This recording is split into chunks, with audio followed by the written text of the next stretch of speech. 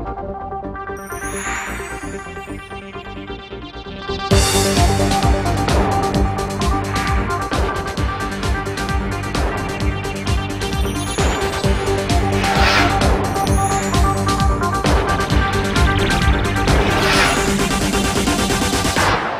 is one of my favorite things to do at any table where you've got a salt shaker. And you just pick up the salt shaker and you say, did you know that salt is magic and it can change the coin that you have in your hand to any color you like? So I've got a blue coin here. I'm going to set the salt shaker on top, and just by you telling me what color you want, it will change. The salt shaker is a little bit bashful, so we're going to cover it up with a napkin so it won't get embarrassed while it's doing this magic trick. So right now I want you to tell me, what color would you like this to change to? And no matter what they say, it doesn't matter, because we're going to change it to any color they choose. And the answer is 1, 2, 3, it changes to red. Well, actually it changed to nothing. I must have hit too hard because the salt shaker went right through the table. How do you do that? Very simple. To learn the secret to this and other magic tricks in this series, go to EndoRootCamp.com.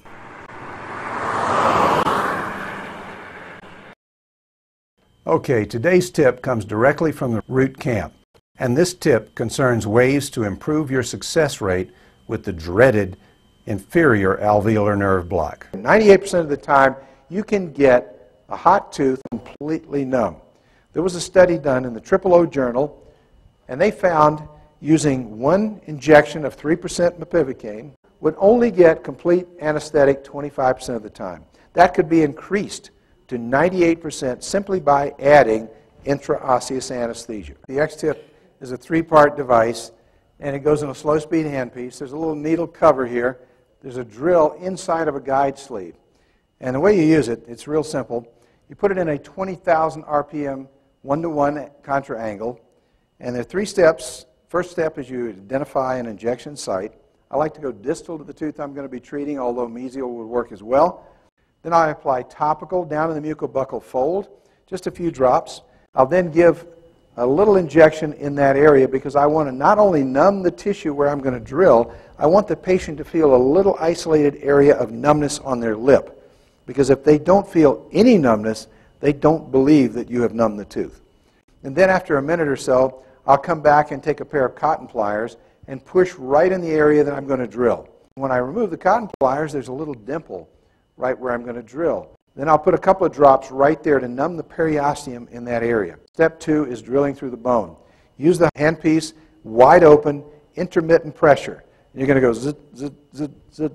When it drops through into the cancellous bone, take your foot off the rheostat, and at that point, you'll take a pair of cotton pliers, or your assistant will hold the pliers, steady the guide sleeve as you withdraw the drill from the area. Step 3 is the injection.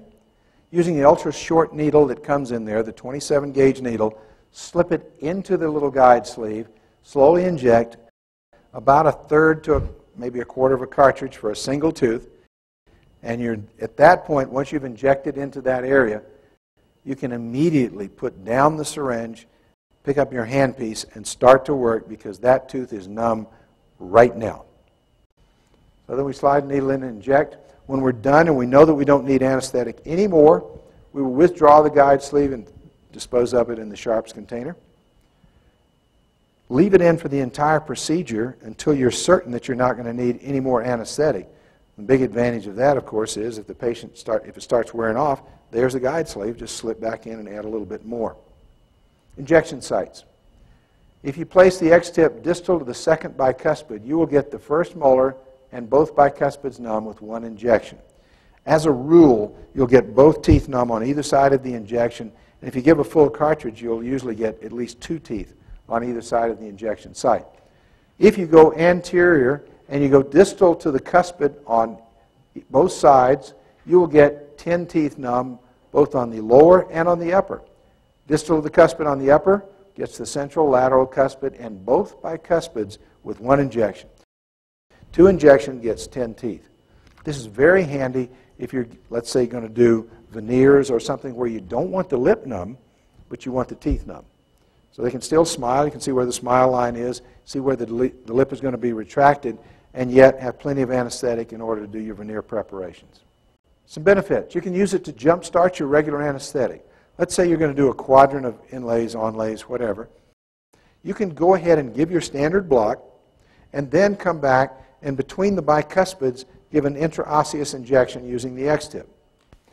The bicuspids will be numb instantly. And after that, you can start preparing those bicuspids. By the time those preps are done, the block will kick in and the molars are numb. So you can go ahead and finish the quadrant with no waiting. Instead of injecting and waiting 10 to 15 minutes for anesthesia, you can inject, start right away, and you never have to leave the patient.